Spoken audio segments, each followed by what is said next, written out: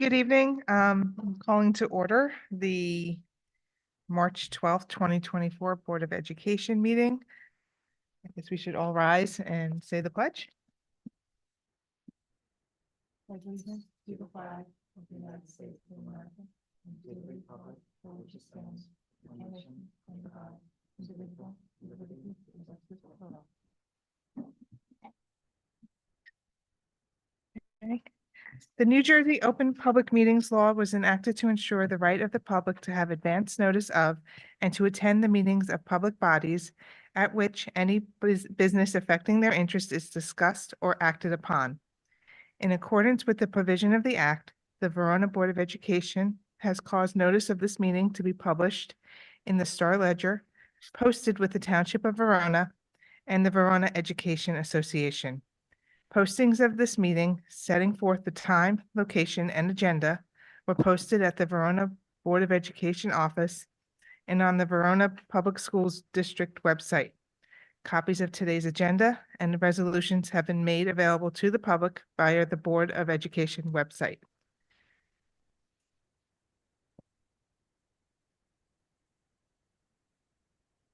Okay, roll call. Yeah. So, Mr. Walker.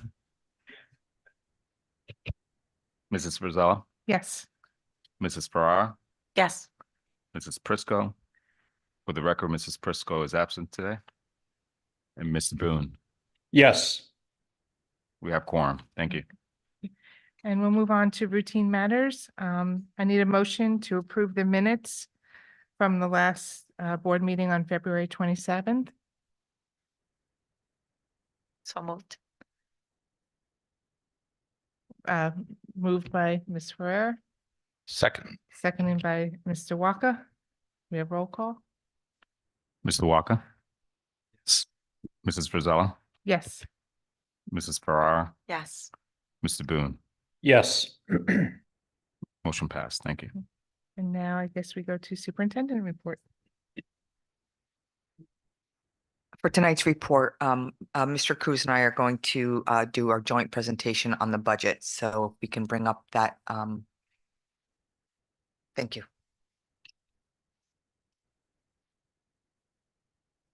And just to start out, this was a very difficult budget. Mr. Cruz is a miracle worker. And it was very difficult when all of the budgets came in. We were 1.2 million above cap. Yeah. And we are at cap. So just to cover the last presentation, we actually had our preliminary budget and one of the things that we wanted to cover is the budget calendar and the important dates. Today's date is the tentative budget adoption, and from here it goes to the county office before March 20th, and then the board will have it back. If the county does approve it, the board will have it back for final adoption in April. So the April 30th board meeting will be the final board meeting of April, where we will have the opportunity to pass this budget in the public. And we all know our mission statement, which is to empower our students to cultivate the intellectual curiosity and social responsibility.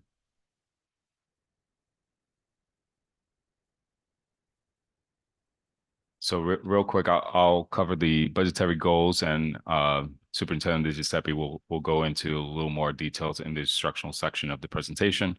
One of the big things that we always want to do with our budget is maintain class sizes, along with our policy, provide additional programming, also expand the programming. One additional need that we do have is the need of a kindergarten teacher, especially for elementary school where we're already at capacity. The other two additional programming expansions we have is a part-time ESL and the part-time SAC.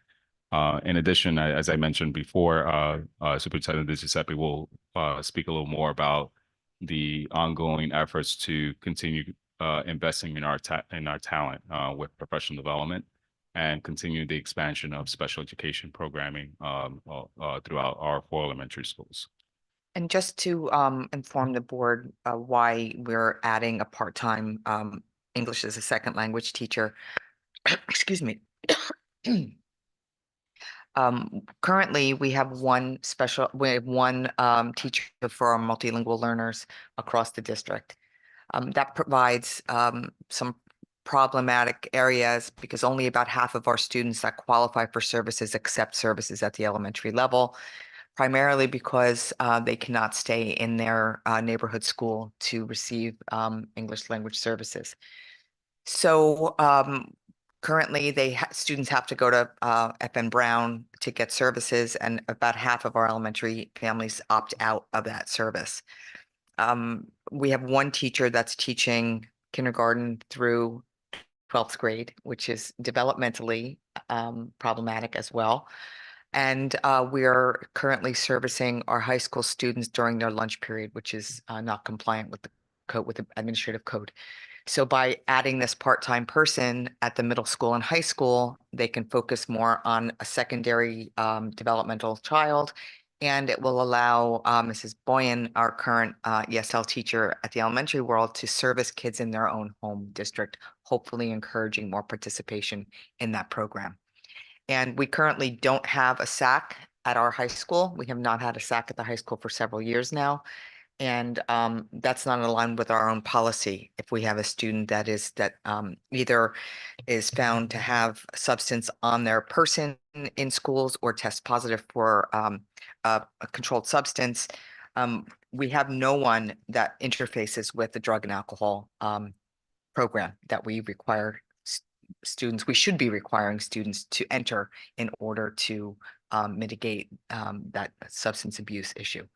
So part-time SAC, we don't have all that many students that that do test positive. You see the report that I gave last week. We really don't have a lot, but we do have some, and they're not just substance abuse counselors anymore. These are student assistance counselors, so they can alleviate some of the load that our current school counselors have, because they would just do counseling. They wouldn't do college counseling as well, or counseling for scheduling or anything like that. So it provides another layer of support for our students here, and fills a hole that we have not had in many years, which is someone to deal with those students that are using substances. And where are we putting the kindergarten teacher? Do we know that yet? Brookdale. Yeah, Brookdale. Sorry, can I ask a quick question? Yeah. For the SAC counselor, are they able to also do kind of whole group or group wide and implement things like that? Yeah. Okay, that's great. And then also, aside from substance abuse, if we're bringing someone in, I think that's great. And can we also consider, or is this something that they can do when we're thinking about like gambling? There's been a tremendous increase in gambling addiction, particularly with online gaming and other types of addiction that we're seeing in younger students that we typically haven't. Yes, they would qualify for that. Yes. Okay, that's great. So I'm going to go real quickly through this slide. This is very similar to the last meeting, where the only difference is that our state aid numbers are here. So we have close to $300,000 in an increase in state aid. That's reflected in there. I'm going to speak a little bit more in the next slide regarding that the 2.52% tax levy. That's with the health waiver. So in total, the estimated revenue increase, and this is with the 1,010,978 excess budget surplus from fiscal year 23. It brings us in additional funding for fiscal year 25 of $2.6 million. So giving a little breakdown, the column that we see, which is the budgeted 24-25 school year, that's actually the line that we're referring to. And for historical purposes, we have the adopted budget from 22-23 and 23-24, just as a point of reference. We see on the first line is the tax levy, and tax levy capped at 2%. It's a year change of 752,909. The health waiver, basically the way that we would qualify for this is when our health benefit costs is actually more than what the state actually has in the state plan. So for this year, we did qualify for the health waiver based on the costs that we're incurring on health benefits. 2 years ago, we had bank cap, which that number, that 294,555 is not a health waiver, is bank cap. And last year, that which is the current school year, 271,213, that is also a health waiver above the cap. With the state aid, we see the state aid has been increasing over the last 3 years. One of the pieces that what we wanted to recognize is the excess extraordinary aid. So the extraordinary aid, we've always been very conservative with the budgetary numbers, because extraordinary aid, even though we budget for it for the entire school year, we don't get reimbursed by the state until the end of the school year. And sometimes that number, sometimes it's hard to pinpoint where it's going to land. But for the last 3 years, one of the surpluses has been extraordinary aid or specialized services, and it's been pretty consistent at $1 million. So we feel confident for this budget to anticipate that $1 million extraordinary aid revenue from the state, which we'll receive in July of 25. Another new reimbursement for us is SEMI. Because we have above 40 students that qualify, we are now are going to recognize that additional revenue reimbursement from the SEMI program, which is a Medicaid reimbursement, and that's $18,652. In tuition revenue, this is for a preschool and also for our non-resident students. That's $140,000 is the anticipated revenue tuition. And then we have miscellaneous and interest revenue. So as you all know, interest rates have gone up. Right now we're at 3.58% in our interest revenue in our accounts. There is an option also for us to lock in on a 5% on our reserve.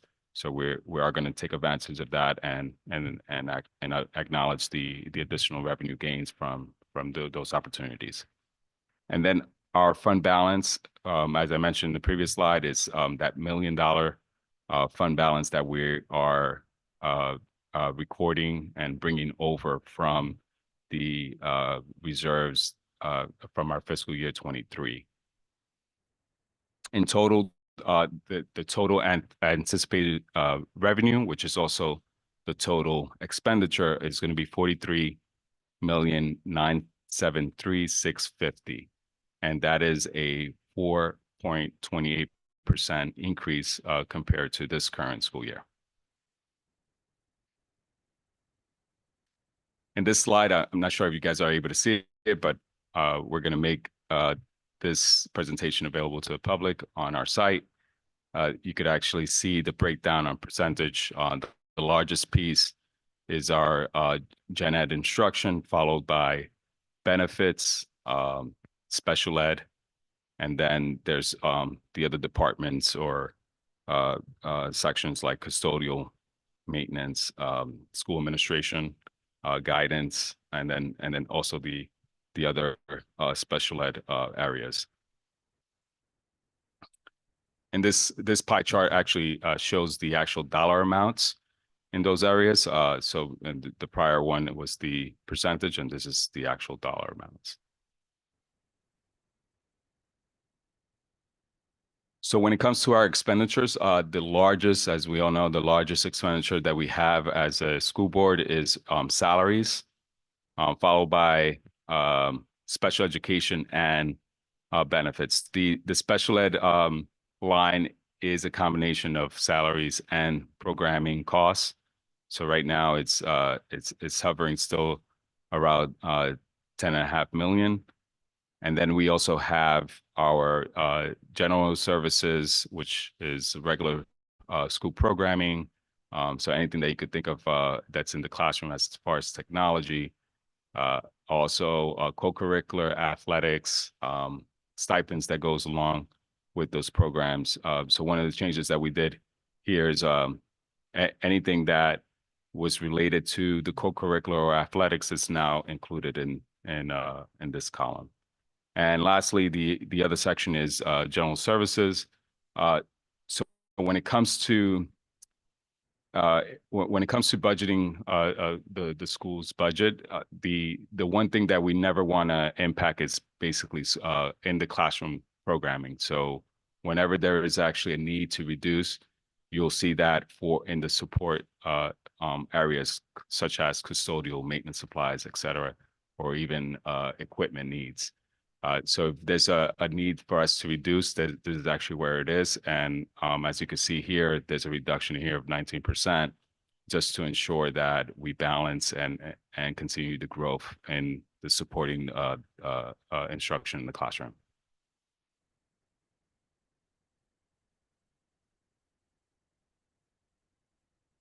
So with regard to our curricular and professional development instruction initiatives, we will continue to focus on K-4 literacy and mathematics in an effort to move the needle on our students achieve.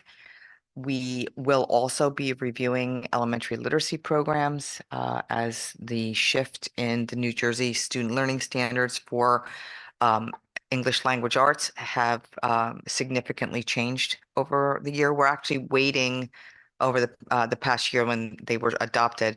We're waiting a little bit because there's some pending legislation that may push our hand in one direction or the other with regard to which program we select for elementary literacy. It's the science of reading wars. So we'll see how that plays out. We will continue working with our Singapore math programs, and that's the Dimensions program K5 and Amplify in grades 6 through 11. We are in year 3 of supporting the new social studies series in K4, History Alive. We will continue to support the inquiry-based science as well across, it's actually K8, my apologies, it says K4. We are in year 3 of Language Essentials for Teachers of Reading and Spelling, and that's the letters training that we do in-house. We'll continue to administer map growth assessments, and I will say this year, our map growth assessments got a kicked up a notch. Dr. Miller worked with the principals to really review all the reporting capabilities that is available to them, and in turn, they worked with their staff so that teachers have access to looking, for instance, you look across a class of students of 23, 24 students, and map growth will actually group kids that need similar things for you. So it makes the teacher's ability to differentiate that instruction a lot easier. So using map growth assessments in a much more in-depth way to give our teachers a deep dive into the data, as well as having the principals and curriculum department have access to it. And we're going to be updating our curriculum this summer according to our 5-year cycle. In addition to that, we started this year with a half-year pilot of the Positivity Project, which is a character education program at HBW. It's very new, but we've had some good feedback from students, and we've had some good feedback from Ms. Ramirez, who's teaching it in the cycle classes, and we're going to be meeting with the teachers that are piloting to get some feedback from them as well. Next year will be 1 full year of that program at all 4 grades at HBW. And we have some district-wide professional development goals. We're continuing year 2, looking at a taxonomy of the New Jersey Student Learning Standards. We will be conducting some professional growth in how to use effectively professional learning communities. That's something new to Verona. Focused we are changing our teacher evaluation model, so we are adopting the focused teacher instructional and evaluation model, and teachers will receive some instruction in that right away in September.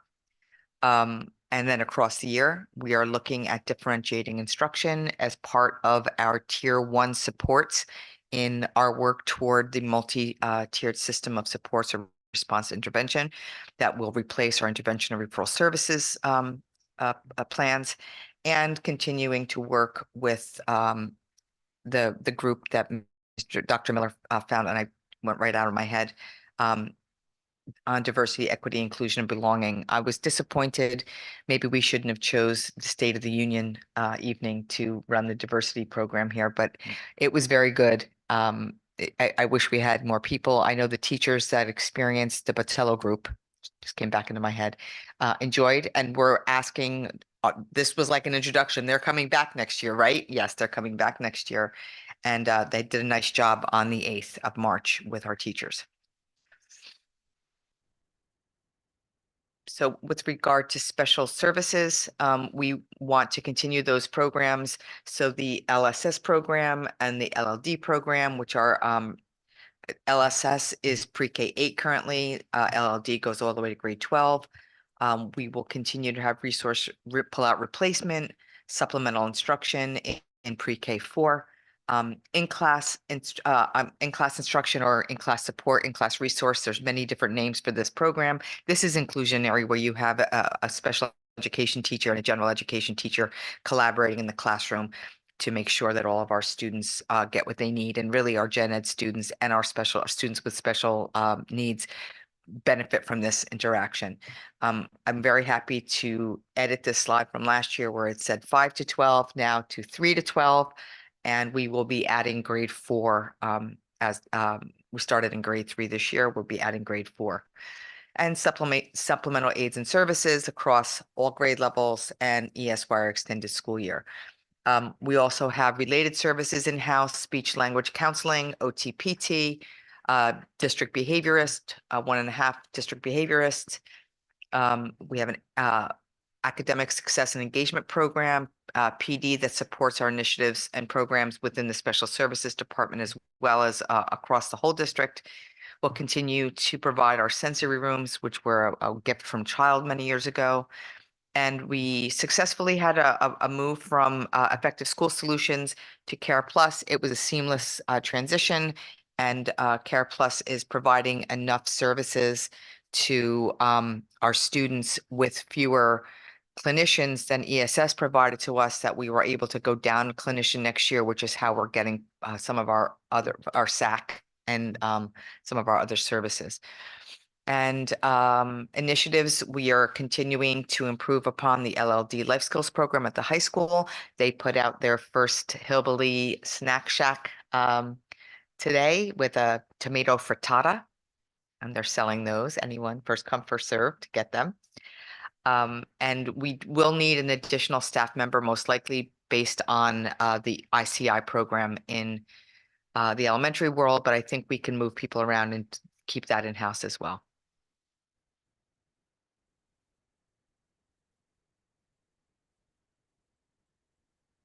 So in this slide is our famous comp comparison, and I think a lot of times everyone likes to see how do we fare compared to other districts similar size and type.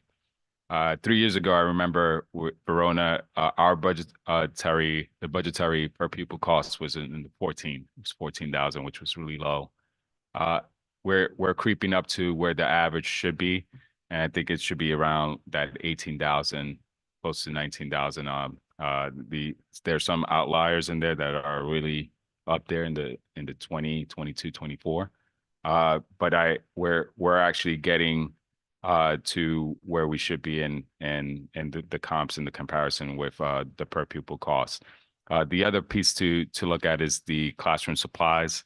Right now, Verona, so 3 years ago, it was like $144 per student in supplies, and now it's at 284.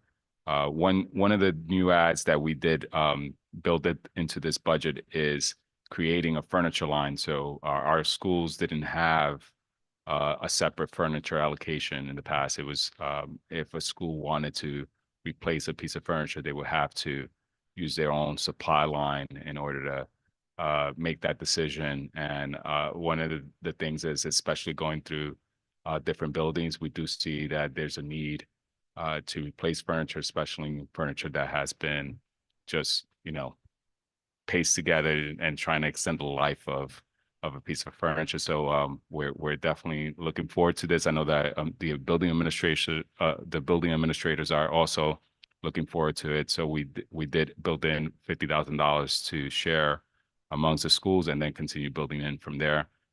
Even though it was difficult, I wish I could actually allocate more, but unfortunately, we just needed to prioritize it. But this is actually a great start. The average property tax, which is in Verona, is 14,589, and that brings us to the tax levy increase. So the number to look at is the total tax levy for Verona is going to be 42,424,531, which is a $960,000 increase compared to this current school year. The valuations for the township is 2.4 billion, and the way that we actually get the rate is dividing that from the 42 million tax levy that's being proposed, and taking basically the average home is 434,575. If we look at that rate, the taxes would be 7,678. This is only the school tax base. The increase, the proposed estimated increase for the average home is $161.97. So some budgetary facts is that we do have that the proposed 2.52%. As I mentioned previously, is $161.97 per household. The average, as we shared, the average home assessed at that amount. Last year, with the average taxpayers school tax was $7,517. So and then the tax rate for $100 of valuation is $1.77 per $100 for the school tax. That brings us to the next steps. The next step, as I mentioned at the beginning of the presentation, is getting this budget to the county for county superintendent's approval. And normally we will get it within 2 weeks after the submission. And we will have an opportunity, if there was actually recommendations or changes made by the county office, to actually make those changes before we present again and adopt the budget on April 30th. That concludes the presentation. Thank you. Jorge, awesome work as always. I mean that. 2 questions. On this budget, are we going to be seeing the administrative stipends that we'd seen that we talked about a couple of weeks ago, a month or so ago, or are those finally gone? I don't think we discussed it as a board, that we had planned to discuss it. You can bring it up. We can bring it up in old business. Okay. And the next question is, there's an agenda item on B1 that's looking for us to spend money before we've approved it or the county has approved it for one of the items on B1. Just why are we doing that? It's a conference.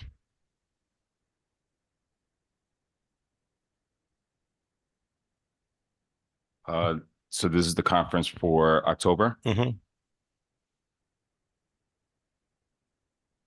Yeah, we can take that off. We can put it back on. We could bring it back on after. Yes, because it's like October 17, 18. Thank you. Yeah.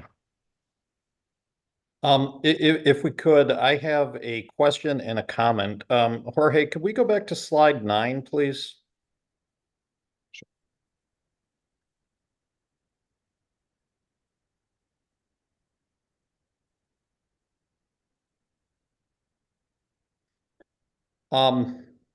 Again, to echo Mr. Walker, I think this is a Herculean task. So awesome work, everybody involved. The question I have is on the general services support. I understand the reduction in spend there, and all that makes perfect sense. My question is how do we avoid getting used to that? I mean, it's nearly a 20% reduction. That's not a reduction that we can rely on year to year to year, of course. So how do we look forward the next couple of years with the idea that we're not going to be able to cut further from such a category? So I think one of the things that just being cognizant is now we do have a very heavy top guide. So the reality of the cost of the cost of benefits is not going to change. I think Sure. because of inflation and the way things are, it's Sure. just an issue that not just Verona has, but many school boards throughout New Jersey. I think one of the challenges is Chapter 44, which now employees are contributing a smaller portion compared to Chapter 78. So the board is actually picking up a bigger piece of the pie, and that's not going to change until I believe it's 2026. That's right. Yeah, so 2026 is when we'll be able to see what legislation actually changes in order to mitigate the impact. The other piece is, I think, is really looking at how to balance out, and honestly, there's not a lot of fat to cut. That the only thing that I was talking to our director of building and grounds, and we were just talking about energy use and looking at solar, but even the impact of the cost saving there, it's not a huge saving where it's going to give us $500,000 in a year. So it's looking at small opportunities, but then because of the inflation costs, the increase is outweighing that 2% cap, and that's where we're going to continue competing with. We're competing with a 2% budgetary cap with costs going up more than 2% all around. So basically, salaries are going up more than 2%, and that's kind of like there's going to be a breaking point where we're going to say, yeah, we can't do anymore, and then we wouldn't want to be in a situation where we have to cut staff. And that's something, since I've been here, we haven't had a reduction in staff. We haven't had the need to limit that, and I think we're just trying to make right with balancing it out. We did reduce one music teacher last year Okay. at the high school. Okay, thank you, Jorge. And if we could we jump? I just want to make a quick comment on slide 11.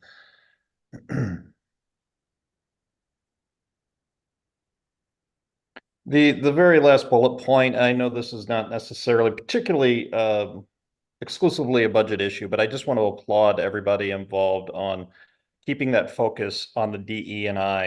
And it's top of mind for me because I think here in Verona, we're doing a really great job of setting the tone. I want to make sure that that continues. And the reason it's top of mind, I just saw a story in the national press in the Washington Post today.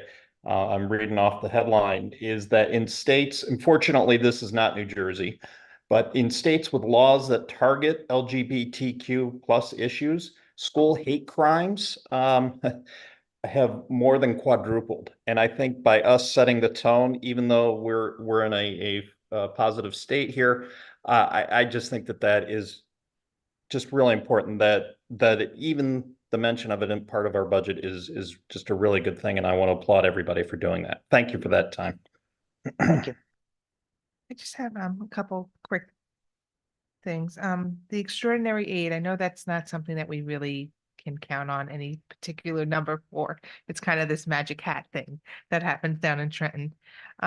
With the potential for us receiving a large quantity of new students into our schools, is that something that we can go and say we need more at the end of the year? Or is that just like, oh, you get your million that you've gotten the last 5 years and we don't care that you have an extra 95 students? Extraordinary aid is calculated basically, and this is very big overview, for every student that's classified in your district, depending on whether you are keeping them in-house to educate them here, the restriction on the program that they have, or if they're going out of district. So we get more money from extraordinary aid if we keep more kids here.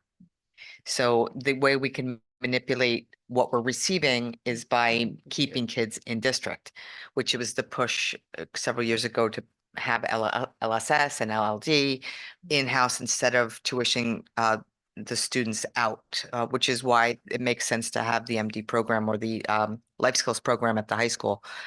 The interesting piece about this, the new housing, is that all of these calculations are done with an October 15th snapshot. So in the first year, we will not have an October 15th snapshot because December is that second phase of move-in. So it won't be until the following year. So there will probably be a lag depending on the number of students with disabilities that move in with that, the new housing. And then in terms of the semi funds, no, those are 40 students who receive Medicaid, right? Is that as opposed to Medicaid? Well, it's special ed Medicaid initiative. Okay. Yeah. So it's not based on income of the family. It's just based on the severity of the disability. and Yes. some- Okay. When we think about, levy versus inflation and how we really don't have any fat to trim, right? So kind of projecting into not only the 24-25 school year, but also this 25-26, and anticipating an increase, not only necessarily from, the housing, but just in general, the increase of student population. I think that we can probably expect to see that. How do we think that the restructuring of the middle school, whether we're completely moving forward or partially moving forward for 24-25 and then completely for 25-26, how can we anticipate that that will impact budgetary needs? Well, the board has an opportunity. I mean, I went out early on and with the idea that I don't want to cut staff, right? But going forward, we want to reallocate staff where we can because we have need for special education staff at the elementary school and some at the high school, and we have a need for classroom teachers and basic skills instruction at the elementary school. So while it won't probably impact our budget because it'll be a net neutral, it will give us more of what we need. So Right. we can kind of assume that while it won't cost us more, we'll be able to reutilize and won't have to hire more staff to Right. to fulfill that need Right, across districts. right. And then do we think that we're going to see any of that for 24-25 of any potential reallocation? Not for 24-25. Okay. Definitely for 25-26. Sometimes I feel like we're wading through molasses. And just real quick, going off about like expected student increases in the budget, how does that factor in for 24-25 in terms of like, let's say like support services or classroom, like material supplies and funding in that regard? Well, interesting, you can't budget for kids you don't have yet in the school district. So it will be probably if we get a large bump in August, it's probably going to be smoke and mirrors and to try to, take from Peter and pay Paul until the state catches up with the kids that will be moving in. Yeah, the projected enrollment for this budget is 2175. But we also, that Reese, that's part of, we have reserves. So it's very likely that would where you kind of reserve from. But that's the question. That's a great question. It is a great question. And also I think where students are and what age students are will be a big factor, because if we're adding, 2 kids to a kindergarten class, that has no real significant. But if we have to open up another class Section. or another section, or, have to absorb kids more in even the high school and middle school level where we have. Yeah, more- it definitely costs more to educate a high school student than it does to educate an elementary student where you have room in classrooms. Right. Right. And as Giuseppe will be walking around the schools counting kids and desks and. Yes.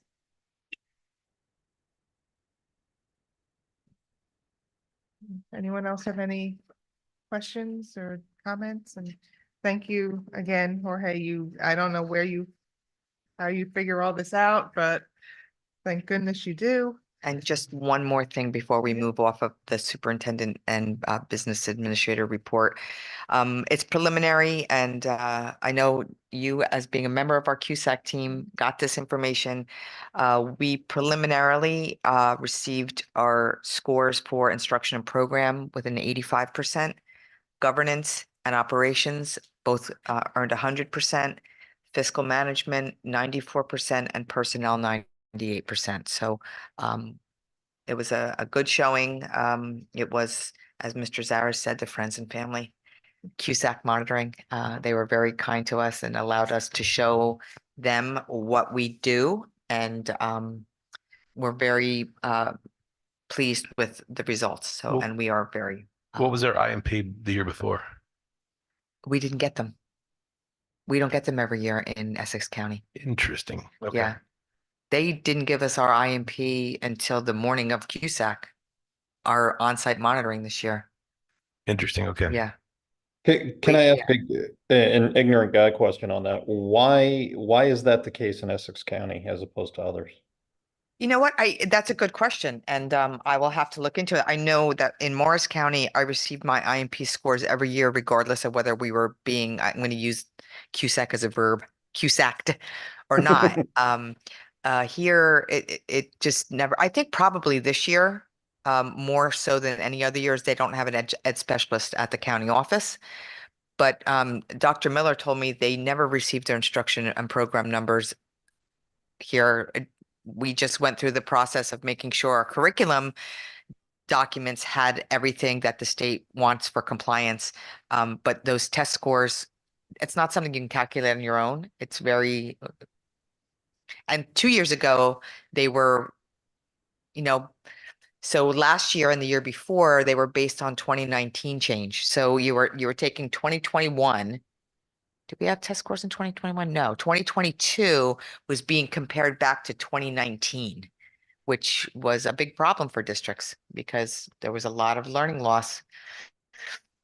Yeah, because of that little thing called COVID, right? So I can go back, Mr. Walker, and look and see when was the last time they received their instruction program numbers here for test scores. But It just,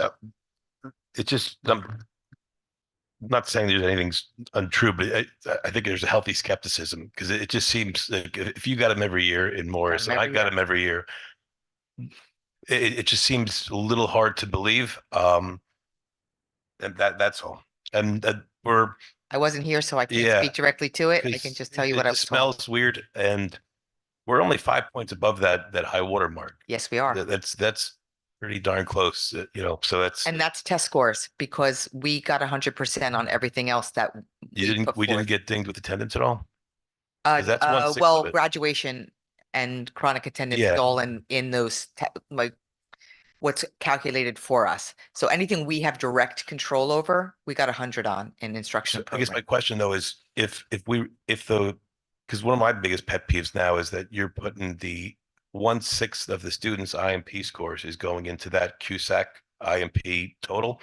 And, there's kindergarteners and preschoolers and first graders and second graders where if they're chronically absent, that's going to detract from the kids that are actually taking the test, and they have nothing to do with the attendance of the kids in the grades that actually are tested. Right. And I'm hearing left and right that because of that, scores have been plummeting, and at least 70 or 80 new districts that were above the high water mark are now below it. And the fact that we're so close and our SATs or ACT scores and AP scores are so high, I wouldn't be surprised if if that's affecting us highly negatively as well. So I think it's definitely a cause for concern. Well, we are working on our student attendance policy. I've talked about it a couple times at board meetings. There's 7 reasons that you can be excused in an absence under the state guidelines, and there's religious holidays, take your children to work day, jury duty. I mean, not jury duty, college tours if you're junior, or senior, and they're limited. Yeah, but one thing that happened here in Verona several years ago, I think it was in 2017, the attendance policy was rewritten to say any absence is excused as long as a parent calls it in. And we don't really, there's 2 things. There's unexcused absence and state excused absence. And everything else is an unexcused absence. And if you accumulate more than our policy says, which for elementary students is chronically absent, is if you're absent twice a month, you are chronically absent by the state of New Jersey's calculation, because that's 20 absences a year, and we have 180 days in the school year. So you're over that percentage, but it's become very, we have a lot of chronic absenteeism here.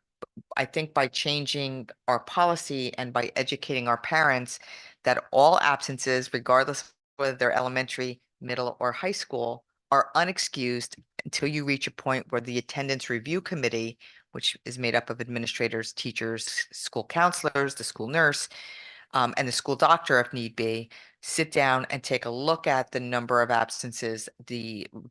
Are there doctor's notes? Was this a vacation to Bermuda?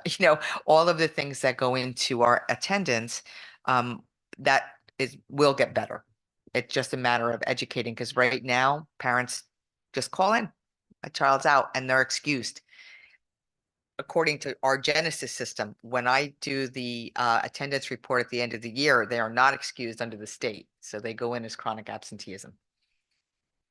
So you're right, Mr. Walker, it is hurting us in that number, and we're not far above the.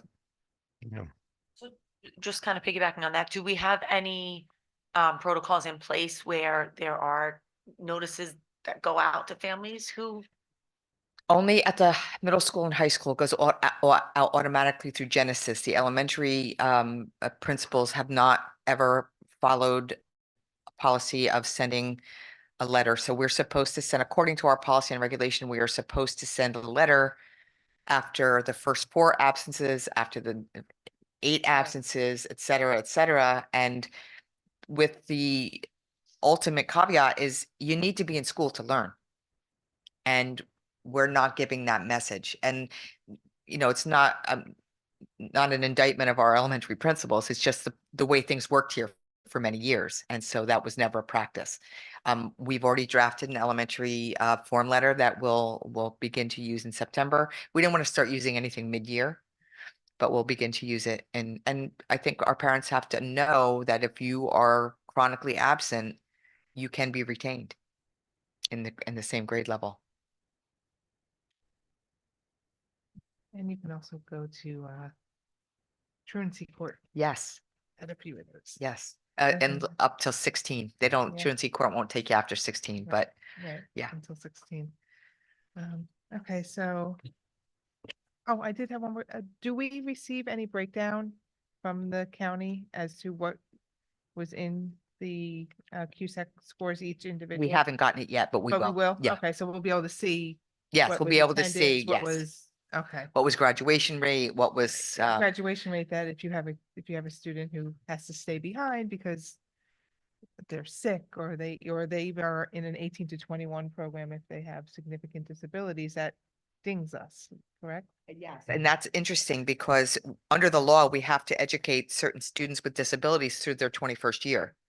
But if we do that, it affects our attendance, our graduation, not attendance, our graduation rate. But that's true of every state, every school in the state. So if you have a high school, you will be getting next meeting, most likely. We have a student, I'm glad you mentioned because of health, we have a student that's had very significant health issues that will not be on track to meet the 130 credits for graduation. So we're asking the board to reduce that to the state requirement of 120 for that student so that they've already gotten into college. I mean, yeah, I mean, not allowing them to graduate because of an illness. Yeah, so I'll be asking the board to approve that at the next meeting. Moving on, Reese, if you want to give the student report. Yeah, so I'm just gonna start off with like the student perspective for the Patello Consulting. There were 2 days last week, that's right. Thursday and Friday, where the representatives from Patello Consulting met with students for about an hour and a half, 2 hours. As a part of their Speak Up in Schools program, students were offered the opportunity to participate in the program through club advisors, uh, during which they discussed school climate before going into like some leadership training type activities. I heard very positive feedback from students about this. It was very action focused on like how you should be addressing concerns within your school. What's the best way to gather information before presenting concern, that sort of thing, in terms of even if it's in a smaller manner, such as like implementing a new like event for your club or something like that. So it was very action focused and focused on like student agency and like that sort of thing. So that there was a lot of positive feedback there. And then just like congratulations to the DECA team, wherein half of the attending members advanced to the national convention in competition level in Anaheim, California. And Alexa Polanco, she's a junior within the club, was elected to a state level officer position as the New Jersey Vice President of Media. Yeah. And besides spring sports starting up on March 13th, that's all from me.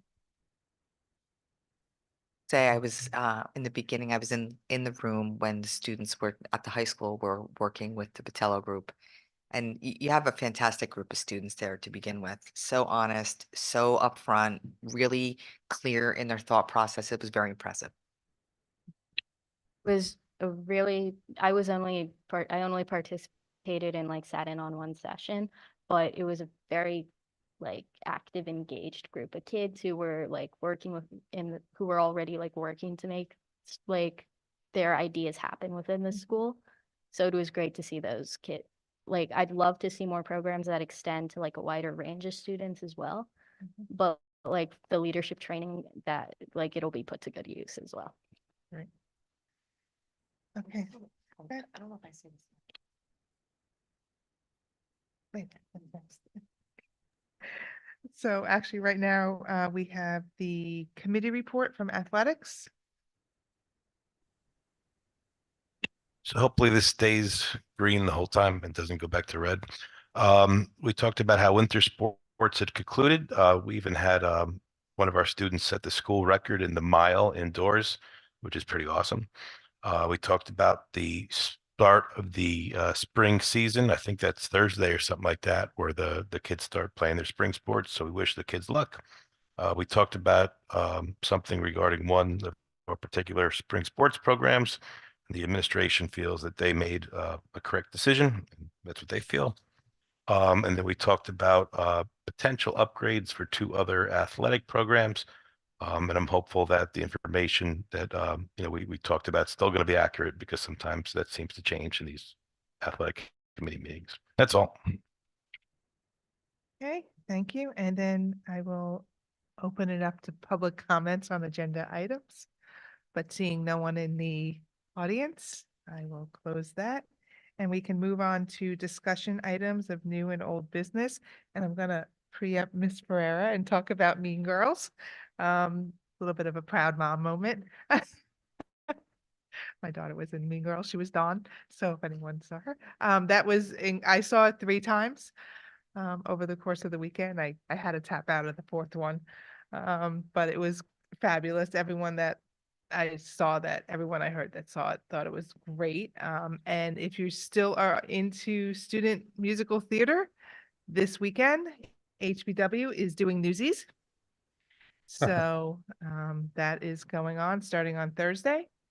So that would be a great thing to do over the weekend. And does anyone else have anything? I learned that the Mean Girls hit a new record for ticket Yes. sales. We with this had show. over 180 definitely over 200 for at least half of the shows, over 180 alone in pre-sales for every single show. Yeah, I think that that's a testament of how well you know, how great the shows are. They get better and better every Yep. year. And congratulations to everyone. Yes. So, in old business, Where we left off with the administration stipends, Right. um, there are only two left. there's only two. There's only two left. So like, I think we all agreed that, you know, the teacher stipends, they're negotiated into the CPA and we're very content and proud of them. I would suggest that, you know, the administration stipends, we just get rid of all of them. Well, I mean, Dr. Miller is this year received 3,000 for affirmative action officer and 2,000 for Title IX coordinator. We really don't have many investigations. There was one affirmative action investigation last year and one Title IX, and we used an outside investigator for both due to the sensitivity of them. Yeah, I mean, we've already reduced administrative stipends by $37,000 since I started in July 2022. It's another Verona thing that's been happening here for a long time. It's not common across other districts, so I can certainly talk to Dr. Miller and let him know.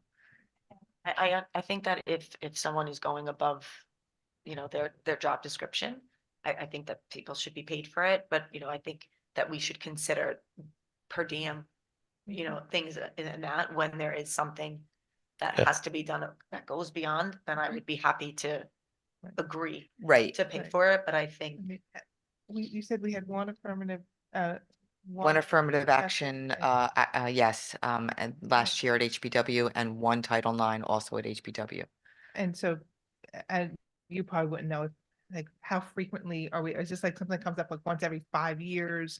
This Once is, every- the Title IX law has been effective in K-12 schools since 2018. This is the first Title IX Mhm. investigation that I've even experienced Mhm. since 2018. Okay. And affirmative action comes up more often, But generally, but they're not as big investigation, like the Title IX investigation, because Mhm. I conducted it last year. It's a lot, but they're so rare. And they could, I'm not, you know, we can't speak for them, but if it's that important, they could look to negotiate that into their next CBA. Yeah. I think I would be comfortable with, like what Ms. Ferrera suggested, that we come up with some per diem, some, like, if there is a Title IX, the Title IX officer will receive X amount, whatever, you know, and I would leave it up to the people that know more to decide what that number is. I think that would be more comfortable, and it might be a little bit more palatable than just saying to somebody, we're just gonna take it away completely, you know, and you. I'm not against that at all, but Yeah. why I'm not? not. Why not looking let at them, why not let them you.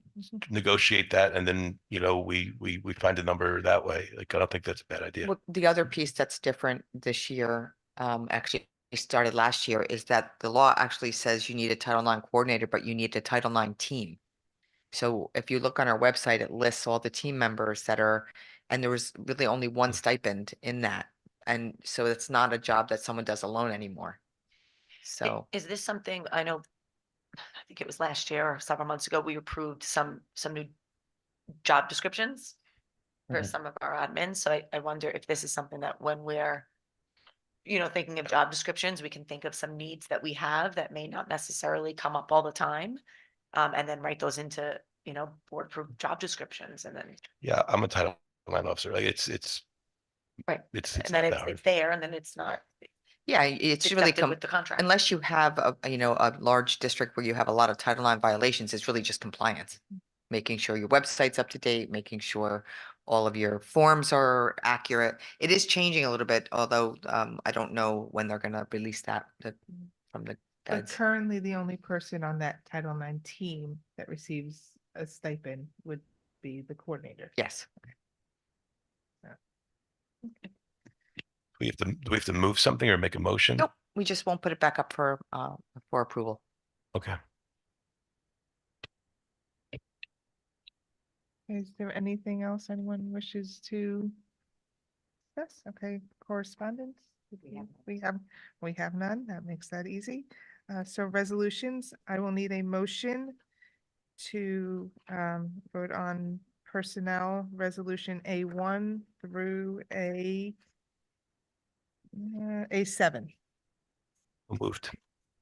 I'll second. Moved by Mr. Walker, seconded by Mr. Boone. Any discussion? Congratulations, I guess, to our two retirees. Yes. That was nice. Yeah. Mhm. See? Okay, so we will move on to the vote. Mr. Walker, Yes. Mrs. Frizella, Yes. Mrs. Farrar, Yes. Mr. Boone, Yes, motion carries.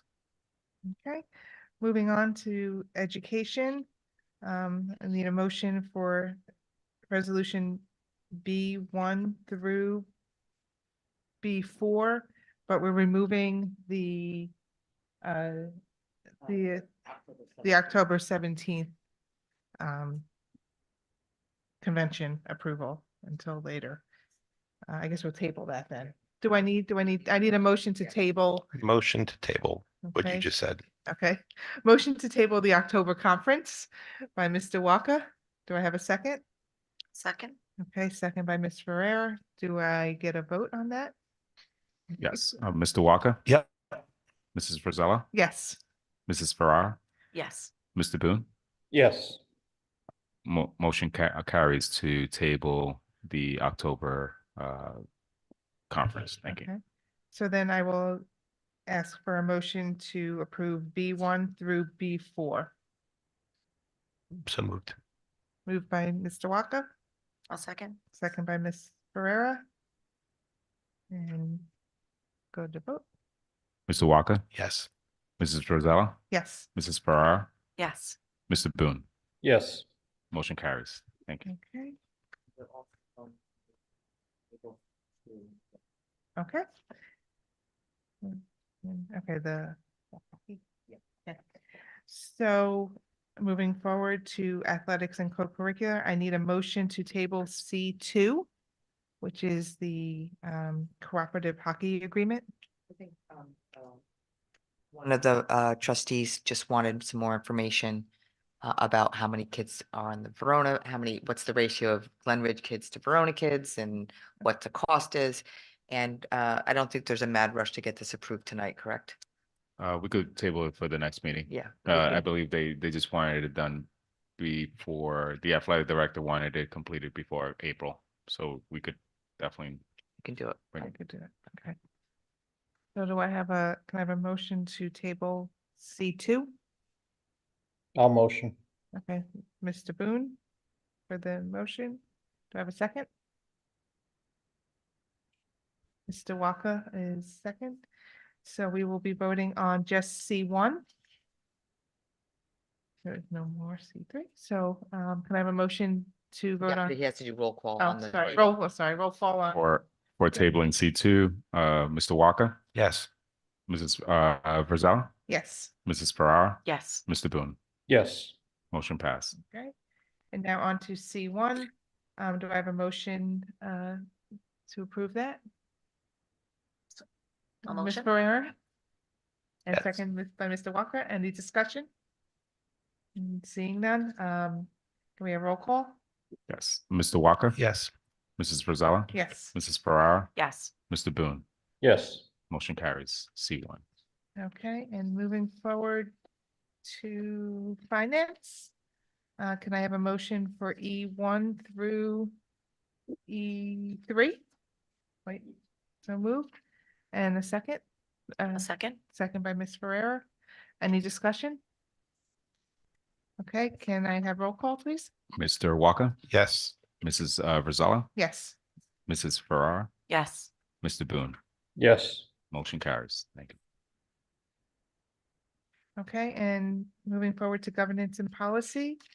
Can I have a motion for F1, So moved. moved by Mr. Walker, I'll second. Oh, sorry. No, that's second by okay. Mr. Boone? I think Mr. Boone got it, yeah. I If he think wants Mr. to, Boone you got it. begin. It's yours. I'm quick with that mute button. Any discussion? Okay, seeing none. Can I get roll call, please? Mr. Walker, Yes. Mrs. Frizella, Yes. Mrs. Farrar, Yes. Mr. Boone. Yes. Motion carries. Thank you.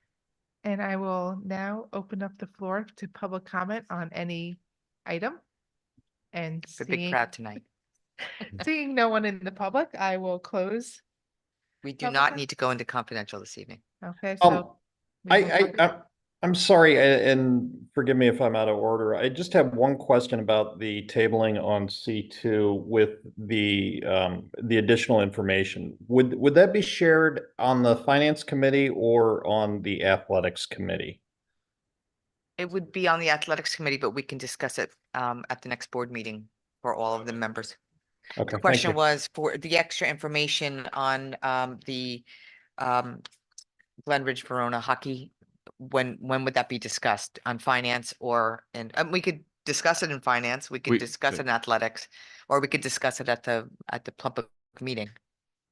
So, Mr. Boone, I'll add it to the Finance Committee agenda, and definitely could bring on the monetary share between Glen Ridge and Verona on that one. Okay, thank you. Okay, anyone have any more comments or questions? Okay, then I will ask for a motion to adjourn Motion. motion by Ms. Ferrer. Can I get a second? Come on, a second by Mr. Walker. So, roll. I don't know, can I even second? I don't think I can second my own motion. So, so I don't think I need roll call. It's just Is it all, all in favor? just all in favor? Aye. Aye. Okay, then we are closed. We are done at 8:12. 8:12 PM. Have a good evening, everybody. Hey, thanks everybody for making this work. I really appreciate it. I'll see you all in person next time. Thank Bye. you. Hey, Miss